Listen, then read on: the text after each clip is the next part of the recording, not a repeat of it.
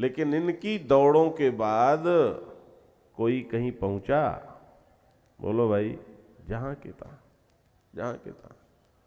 तो ये अहंकार है, ये तुम्हारी बुद्धि को कभी भी स्थिर नहीं होने देगा। इसलिए निरहंकार, निरहंकार, अहंकार से मुक्त होना पड़ेगा।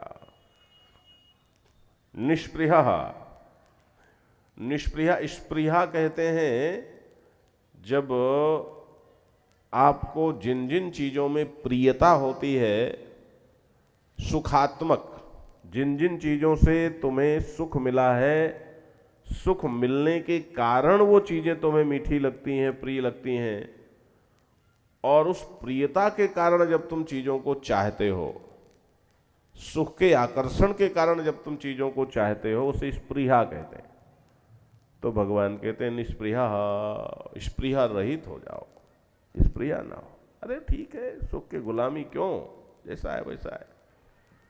भगवान कहते हैं ये चीजें हैं, पहले सर्वान कामान विहाय, ये सभी कामनाओं से ऊपर उठना होगा। फिर निर्ममः, निरहंकारः, निष्प्रियः, ऐसे होना पड़ेगा। फिर ऐसे होके क्या करना होगा?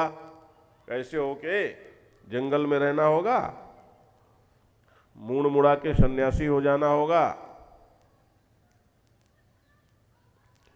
या भभूत रमा के नागा हो जाना होगा, है, या हिमालय में जाना होगा ना। भगवान कहते हैं चरती चरती, ऐसे होके इसी संसार में रहना है, इसी संसार का काम करना है, इसी संसार की सेवा करनी है। देखो गीता का कितना प्रैक्टिकल, इसी संसार में रहना, इसी घर में, परिवार में, दुकान में, मकान में, यहीं रहना है। भगवान कहते हैं स शांतिम अधिगच्छति, वह शांति को, अधिगच्छति, अच्छी तरह से वह शांति में, अधिगच्छति माने शांति में चला जाता है। ऐसा नहीं कि शांति को प्राप्त होता है कि ये शांति मिल गई, मेरे हाथ में आ गई और ये छूट गई, ऐसा नहीं है। ऐसी नहीं कि जैसे देखो इसमें लालिमा है, लालिमा इसमें ही है, जैसे इसमें खुशबू है, इसमें ही है, इसलिए अधिपद का प्रयोग किया। अधिगच्छति, अधिगच्छति माने शांति में चला जाता है, शांति स्वरूप हो जाता है। शांति और वो फिर अलग अलग नहीं रहते। अधिगच्छति, अब ये आपको चाहिए बंधुओं माताओं, तुम सबको शांति चाहिए। गीता ने जो मार्ग बताया है, मैं चैलेंज करता हूं, कोई माई का लाल इस मार्ग के अलावा किसी और रास्ते से शांति नहीं पा सकता।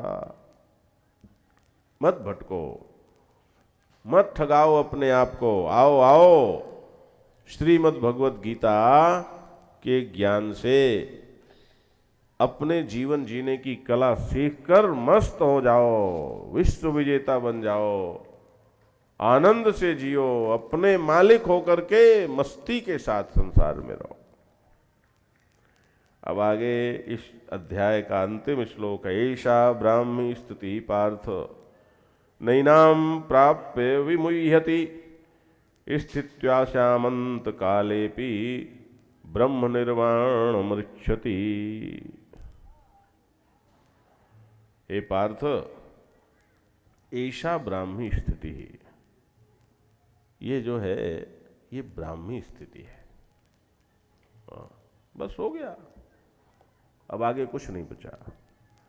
ब्राह्मी स्थिति माने, ब्रह्म माने वह विराटतम कॉन्सेप्ट, वह पूर्णतम कॉन्सेप्ट, वह पूर्ण, वह बड़ा, जिससे बड़ा कुछ नहीं है, जिससे पूर्ण कुछ नहीं है, जिसमें न कुछ जोड़ा जा सकता, क्योंकि कुछ है ही नहीं तो जोड़ोगे क्या, और जिससे न कुछ माइनस कर सकते, उसको कहते हैं ब्रह्म।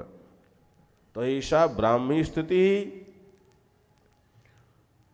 ये ब्राह्मी स्थिति है, माने ब्रह्म स्वरूप हो जाने की स्थिति है कि मैं वही हो गया। जैसे एक बूंद सागर में गिरी और क्या हो गई, बोलो, सागर हो गई, ब्रह्म ही हो गए। ऐसा ब्राह्मी स्थिति पार्थ, कि पार्थ ये न समझना ये जो मैंने कामनाओं को छोड़ने की बात, निर्ममता, निरहंकारिता,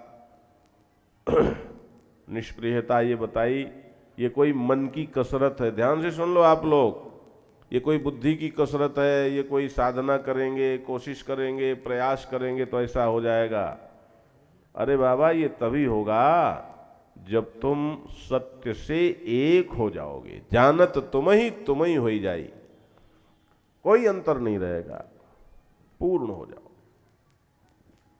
जब आत्मा और परमात्मा में भेद नहीं रहेगा, जब जीव और ब्रह्म में भेद नहीं रहेगा, आचार्य शंकर कहते हैं, श्लोकार्धेन प्रवक्ष्यामि यदुक्तम शास्त्र कोटिभिः, कि मैं आधे श्लोक में वो चीज बताता हूं जो करोड़ों शास्त्रों ने बताई है। ये क्या? ब्रह्म सत्यम जगन मिथ्या जीवो ब्रह्मैव न परः। ये ब्रह्म सत्य है, जगत मिथ्या है, जीव और ब्रह्म में कोई भेद नहीं है। तो जीव और ब्रह्म में भेद न होने का मतलब क्या हुआ? ब्रह्म ही हो जाना। जीव रहा ही नहीं, ब्रह्म हो गया। अब ब्रह्म हो गया। और तो आप तो इसे देखते हो, आपका 3.5 हाथ का शरीर है और ब्रह्म कहते हो। अरे बाबा, ब्रह्म होने का मतलब ये नहीं है कि कोई बहुत फूल जाता है, कोई बहुत बड़ा हो जाता है। ब्रह्म होने का मतलब यूं समझो कि जैसे ये पंडाल के अंदर का जो आकाश है वो घिरा हुआ है। मैं पांडाला